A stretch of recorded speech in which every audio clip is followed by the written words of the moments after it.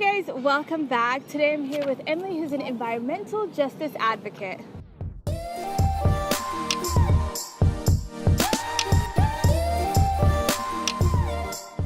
As Malal said, I consider myself an Islamically based environmental justice advocate. And I just finished my master's in environmental policy here at American University. And I also do a lot of work and education in the community, trying to educate other Muslims about the fact that environmental stewardship is actually built into our deen.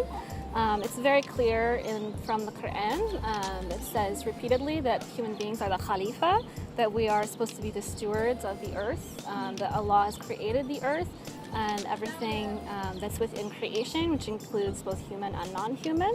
And that it belongs to Allah, but that we are responsible, and part of our test is to take care of it. Obviously at the beginning, you mentioned religion. So how do you tie religion with sort of the activism that you do? For me, it's very, very natural. As I said, that was really a large part of why I was drawn to Islam, was that when I was studying the Quran, for example, there's like the beautiful, surah of the ants. Yeah. And Prophet Solomon, peace be upon him, he heard the ants, crying, "Oh, you ants, get into your houses unless you be crushed by Solomon's forces," as his army was going through the valley. And then he said, "Oh Allah, please allow me not to take for granted any of your blessings, no matter how small they are," right? So it's just so beautiful, like this gratitude and this appreciation for everything that Allah has given us. So I do, for example, a number of trainings on environmental justice and on how to advocate for yourself and your community. And I also do a lot of work in the Muslim community to try and educate, again, people about what is the connection between Islam and environmental stewardship. Yeah, I think sort of the connection you're talking about, connection with others, is what we constantly think about when we think about peace. But there's also this aspect of, making peace with nature and making peace with the land that we live in. And Islam promotes that. And sometimes people tend to overlook that aspect of peace and spreading peace. And so I think that's really cool, actually. That's really beautiful. We got a lot of new people going into government agencies, and then Scott Pruitt now is the head of the Environmental Protection Agency. And his whole spiel is that he doesn't believe in climate change. He's sued the agency multiple times. And so I wanted to know, how does that impact your activism, and has sort of the way you go about pushing for certain policies changed? The administration is cutting the funding for environmental justice at the EPA, is allowing basically the corporations to run wild in terms of cutting back a lot of the environmental controls that protect our water and our air, and at the same time trying to cut the Affordable Care Act, right?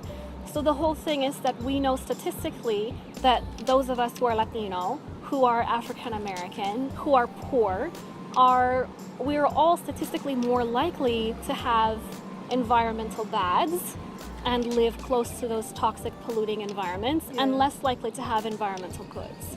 And the worst part of it is that, when you separate the statistics, not only by race and ethnicity, but also, like, at the same time by income level, unfortunately, people of color, even when we have more money, even when we're upper class, are still more likely to be living next to, for example, coal-fired power plants than white people who are from the lower class.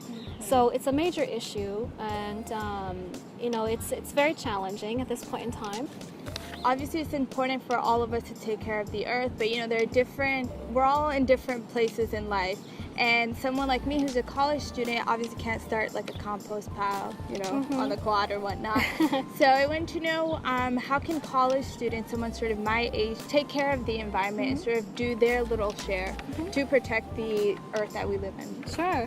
Well, first of all, there's always something that every single person can do to protect the sacred and protect the earth that we all share and we all depend upon.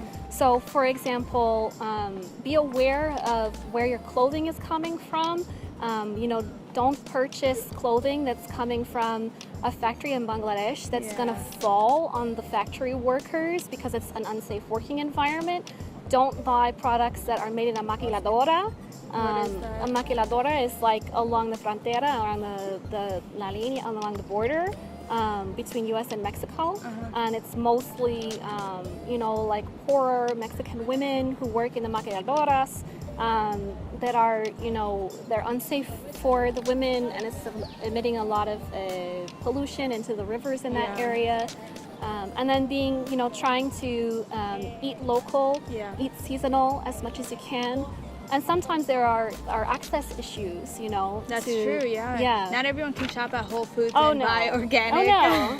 Some easy tip that I thought of when you were speaking was that the idea of knowledge and how it's important to know where your food comes from, where your clothes come from. Because a lot of people just go to places like H&M and whatnot and just, buy something because it's cheap. But do you understand why it's cheap, And there are people who are suffering because of this. And sort of the idea of fast fashion per se, like how it is polluting the environment. It's like if you don't know these things, obviously you're not going to take the steps to, do something about it. But I think you're 100% right. It's important not to buy from these places, and it's so important to know where everything comes from. Absolutely, yeah. Knowledge is a huge part of it, and from my perspective, all of us as human beings, we have the responsibility to educate ourselves, and especially as Muslims. There's a hadith that says, seek knowledge even if it is to China, which during the time of the Sahaba was kind of like going to the ends of the earth.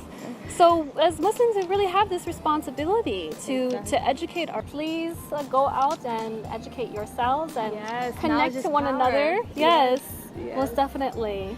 All right, thank you so much for Absolutely. joining us. Thank you for having me. Yeah, no problem. You guys will find everything in the description box below, and we hope to see you guys next time.